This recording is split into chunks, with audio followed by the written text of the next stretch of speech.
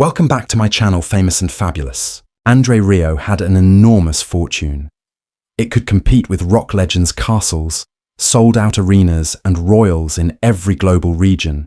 But behind all the dazzling lights, gorgeous outfits, and there were standing ovations and a narrative, Andre established an empire that no one anticipated. $40 million in classical music value alone, which is unprecedented even for the hottest pop stars right now. But why would this enormous money one day become the primary cause of the tears that fell? His closest family members' faces wasn't wealthy when he was a child, but he was merely a little child who enjoyed music. His father was the Lyric Symphony's conductor. He was surrounded by music because of the orchestra, constantly present in his life. Yet Andre was aware. From the beginning, he refused to sit in a stuffy musical hall. He softly desired something farther away, louder and larger, more thrilling, and he wanted everyone to applaud, sing, leap off their chairs, and Andre gradually incorporated that into 1987, Andre made a bold move that would either wreck him or turn him into a legend. He established the Johann Strauss Foundation, indefinitely, orchestra, not a little band softly for courteous cheers, but a scintillating entertainment in full force powerhouse that began with barely 12. The number of musicians rapidly increased to above 60, artists from all over the globe. Andre performed more than only classical music. He performed waltzes in concerts full of ranging from Strauss tunes to the Macarena, and it was well received by the audience. Tickets were flying off the shelves, and shortly after, wasn't merely packing theatres with filling stadiums and arenas to capacity. Global funds rushed in more quickly than by the early 2000s.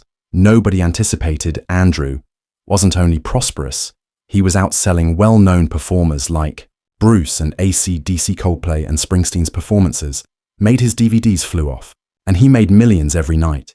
Shelves in every nation, where fans went thousands of miles at exorbitant costs and cheered like though they were at a rock show. Andre's business was flourishing, and his fortune skyrocketed, making him the wealthiest violinist on the planet. But Andre didn't discreetly conceal his money instead, he poured money into the bank. 2008 saw the creation of ever larger spectacles. He put nearly everything he possessed at risk by creating an astounding 30 million stage at Schönbrunn. For his performance, Vienna's palace appeared to be a fairy tale story, encased in opulent gold crystal, explains exactly what the fans had hoped for. Seeing that fairy, but from Andre Rieu's story, nearly cost him everything.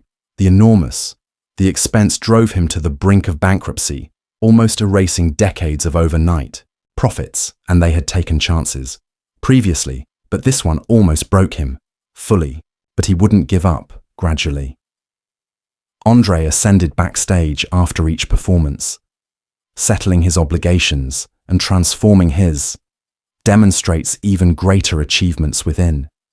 He was wealthier than ever for a few years. Returning with greater strength and intelligence, he began doing concerts all around the world, movie events that webcast performances in theaters over the world, earning millions more. Fans unable to travel to witness his live performance rushed to theaters, paying top dollar to take in the thrill of the huge. The richness of screen, Andre didn't just recuperate it, then double it, then treble it, attaining an astounding $40 million by 2023. But Andre failed to accumulate wealth. His family was there by themselves from the beginning, with his wife, Marjorie, who was far more than his romantic relationship. The costumes were designed by Marjorie. Select locations and organized the spectacular stage settings that rose to fame together. They created every show in the globe, unforgettable production of entertainment empire that evolved into a real family. Pierre, their son, even stepped into the business, assuming a significant role that turns into Vice Andre Rieu Productions president, transforming the entire process into musical of sorts dynasty. Andre's performances were renowned. However, he never forgot where he came from. In a fortress constructed in Maastricht, a real castle in 1452. But this wasn't typical mansion. It was the fabled location of the D'Artagnan Musketeers' last meal was before dying in combat. something Andre had dreamed of possessing it since he was a child, and now he spent millions remodeling each inch, transforming it into a paradise of dreams, brimming with precious artwork, gardens and chandeliers that were appropriate for. It seemed like something from a fairy tale, a film.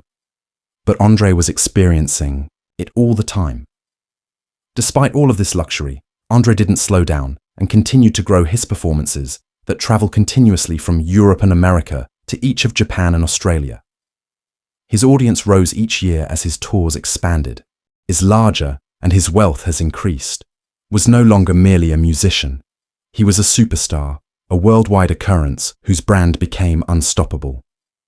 Despite everything, a money-making machine has not yet, Andre retained one of the sparkle and elegance, unexpected, baking habit during the 2020 lockdown with cancelled performances and the disappearance of millions in ticket sales. Andre did something unexpected overnight. He began preparing and sharing cakes. It wasn't ostentatious with neighbors or extravagance, just plain human decency, subtle reminder that beneath the enormous empire was a man who continued to cherish neighborhood and basic pleasures. But there was more about Andre's wealth, and empire relied on him to perform continuously.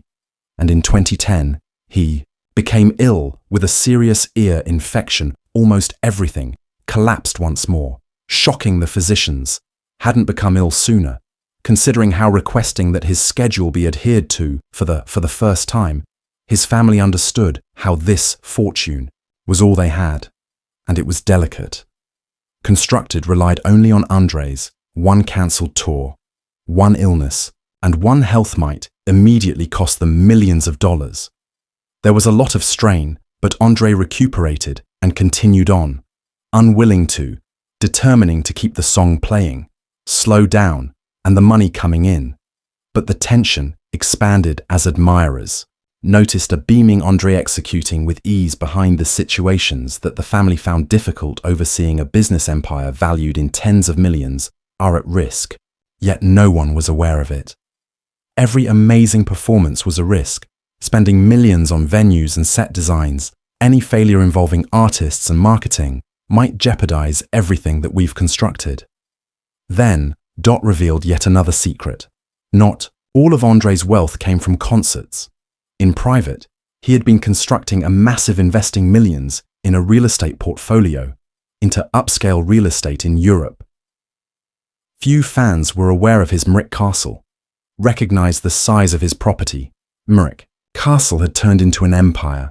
It was not just any old mansion. It had erected in 1452 with a severe history linked. It was originally Charles de Batz, the actual Castelmore d'Artagnan sources of inspiration for the renowned The Three Musketeers. However, when Andre initially noticed this place wasn't particularly opulent, he entered for the first time at the age of 6, for lessons on the piano, and believe me, it wasn't at first glance. The location appeared gloomy, crumbling, and a little unsettling. Definitely not where you would have thought live your life to the fullest decades later. And that. The eerie old castle turned into the gleaming. The center of Andre's empire was changed from a depressing ruin into a magnificent fairy. His Muric's tail-like estate, Andre, encircled the castle with the luxury items that most of us only see. On his Stradivarius violin is taken by Netflix. This wasn't just any old instrument. Back in 1692 by Antonio Stradivari in 2018, Andre paid an incredible $7 for it. This was his third £1 million. The first one, Stradivarius, was the third. Stradivari's property, which was owned since 1667, early pieces, but playing them was challenging. Even yet, it's difficult. Andre turn some of his recordings into gold recordings, top albums, possessing several $1 million. Not only did Andre enjoy playing the violin, but he was competing in a different league. Andre's extravagant way of living continued beyond tools. He gained command of every aspect of his performances, including his orchestra's attire included those stunning dresses that his female Andre, a musician, created each one, personally motivated by historical individuals such as Empress Elizabeth of. These gowns were no joke in Austria. Roughly $3,000 each, then multiply that by numerous musicians on each tour, and it begins to explain why André once declared bankruptcy as a result of his stage designs. Yes, bankruptcy. Remember that. It's crazy. He made a stage set for his performances. In 2008, Vienna was the ideal duplicate of Schönbrunn Palace that comes with gold carriages, actual ice rinks and fountains, as well as dancers in lavish ballroom sounds. Fantastic. But great things come with a price. Price. André lost an incredible $34 million. Pounds. He didn't merely construct it. He constructed 3 distinct travelling setups, them scorching across the world. Money at an incredible rate. It was dazzling and brilliant, but it almost ended him, and he eventually sat down, with his bank manager talking about what they could remove in order to resolve them massive debts, but he managed to make it through that emergency and recovered, even. This man's strength made him invincible, or was at home. Everything appeared to be calm, comfortable, even typical. At least as typical as living in a genuine castle might have been André's spouse. Since 1975, Marjorie has been with them. Had 2 kids, Pierre and Marc. The castle was beautifully adorned with family photos, walls recollections of more carefree times, when André was just getting started, but even, his family was crucial to his. The scripts for Empire Marguerite were written by adding lyrics to the music at his show has had an impact on millions worldwide. Their youngest son, Pierre, took the lead, times serving as André's vice president. Family meals, produced by Rieu Productions, may have appeared to be straightforward gatherings, but they were actually covert board meetings. At every meal, family and business coexist. However, beneath all of this glitzy lifestyle and mouth-watering sweets from André's early years, wasn't very happy growing up in AMRI of a small, packed house with 5 siblings were difficult, and his father was conducted an orchestra, but failed to show him much love. His mother is much more resilient. André thought that they were envious of his inherent ability, as within weeks of at 5, he picked up a violin and began to play. He escaped the difficult circumstances in a lovely way, via music, yet the wounds persisted, pushing him in the direction of more success, more recognition, more excess that makes him want to prove himself, was evident when André first began in 1978. He established his own. There were only 12 musicians in the original ensemble. Money was spent on tiny eateries and weddings. They were barely observed by close audiences, occasionally unable to even look up from their dinner, and you're almost done with the music. Entirely even making jokes about opening instead, picture André in a pizza place. At the table, Rieu is serving pizza Paganini, holding a violin. But fortunately for millions fans all over the world, he continued to perform music in 1987, André reorganized his team, producing currently, the Jan Strauss Orchestra is well known. Admired Johann Strauss in the first Waltz King, who demonstrated that artists could be business as well. The Strauss masterminds had 5 orchestras sprinting. At the same time, you're content with one enormous orchestra. Currently the biggest worldwide privately held orchestra traveled all over, from crowded stadiums to throughout Europe, to completely fill arenas.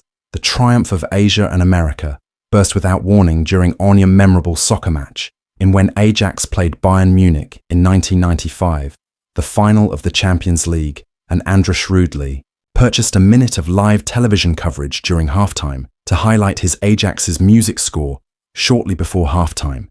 Millions watched André with perfect timing play Walt Nunu by Shostakovich live on the following week. He sold over 200,000 CDs that immediately launched him from musician to worldwide superstar. A timely soccer goal was altered.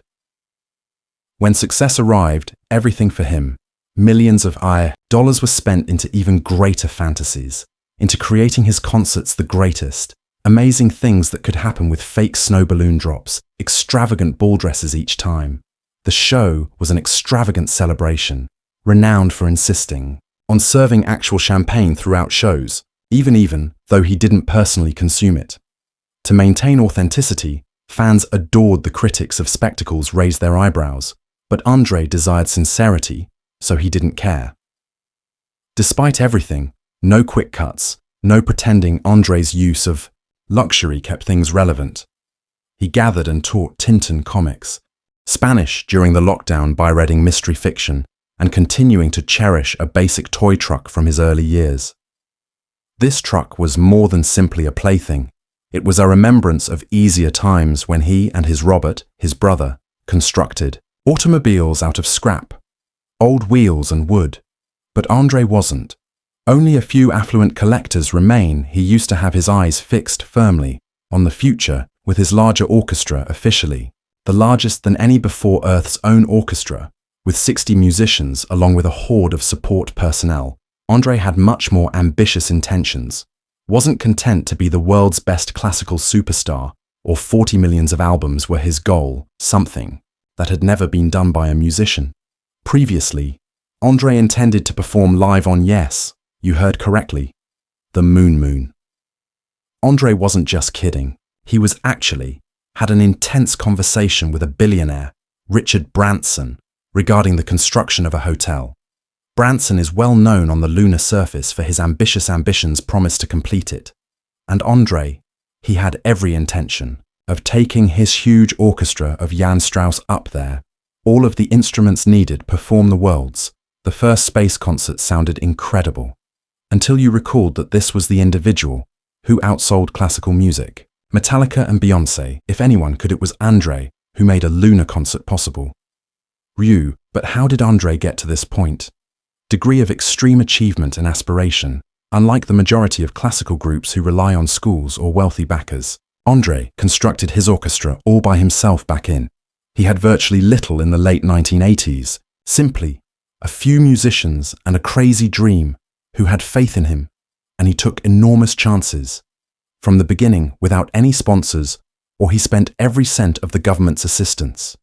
He earned money from CDs and ticket sales. Returning to the orchestra today, it cost him to run this enormous operation, 1 million or more each month, without even accounting for the cost of touring. That meant that every show had to be sold out. And all albums have to be #1. Otherwise, everything would fall apart. André housed roughly 110 people overnight, permanently employed by him from lighting technicians to musicians and cooks, and an additional 100 independent contractors who oversaw marketing, travel, and logistics. Globally, it was more than just a business, was a family that was his second family. Traversed the world together.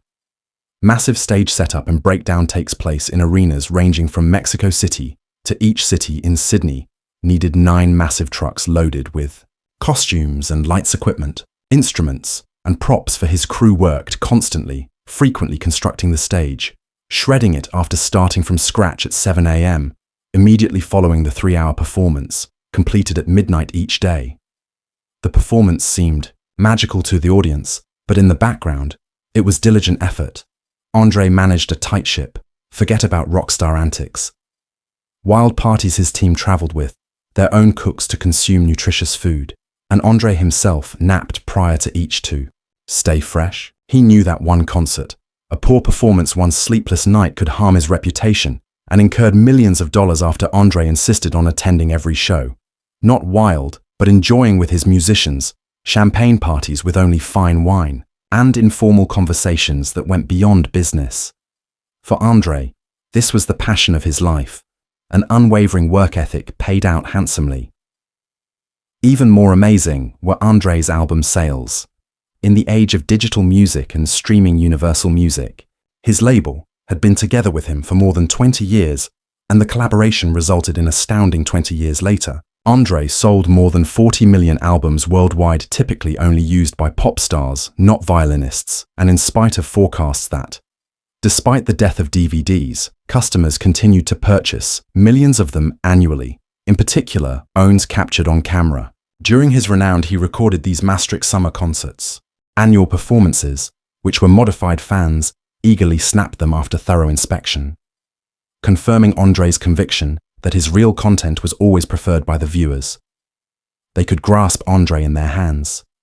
Was not just a fantastic pianist, but also a master entertainer who was fully aware of what his followers desired. He consistently created themed CDs such as his well-known collection of movie themes that featured enormous smashes like My Heart Will Go On. André said that he didn't write much, preferring to take original music people adored classics and rearranged them, putting his own unique spin on this. Recipe never failed, and every album turned into a bestseller that fueled his business, and making certain that each musician and crew member received my monthly salary on schedule. However, at this magnitude, success wasn't simple to keep up, and are often confronted with massive pressure to maintain seat occupancy and selling documents without contributors or sponsors. Each choice he made had enormous hazards that he couldn't afford to delay, down even in the midst of a worldwide pandemic. When the concerts ended, André changed course, preparing pastries for his neighbors and community, boosting his morale, and he made use of the downtime to stay connected, to organize even more ambitious undertakings, like his ambitious film screening honoring his 75th birthday. In the Dream Continues, published in 2025, event included previously shown songs from André's international tours, performed in theaters all over the world. This was a large celebration of his life's achievements. Amazing trip from a child's fantasy in Zurich to a worldwide figure that is revered by millions of André never concealed the truth. The hard work that led to his remarkable rise, discipline and taking chances that no one else does dared to challenge Edgar. His Jewish father-in-law had had a profound impact on him through his 300 vinyl records, exposing André to music that he had never heard prior to these recordings, which influenced his style that makes his performances approachable to millions of people who never thought they would adore classical music compositions, such as have a Jewish klezmer song called Nagila, became enormous hits at André's performances YouTube. Presentation of this classic garnered more than 14 million views on its own. André performed everywhere, including in Israel, where standing ovations were given to him, singing well-known regional tunes like Jerusalem. Despite all of this achievement, André never forgot his origins on his. He celebrated his 75th birthday in style, arranging a huge boat party that set sail through Maastricht, his hometown, with his global fans of the complete orchestra on board participated by attending movie screenings, witnessing incredible performances from decades of André's iconic performances. André created something that no one had anticipated. Perhaps a huge, private orchestra global recognition and a fortune so substantial that made his family anxious as well as proud.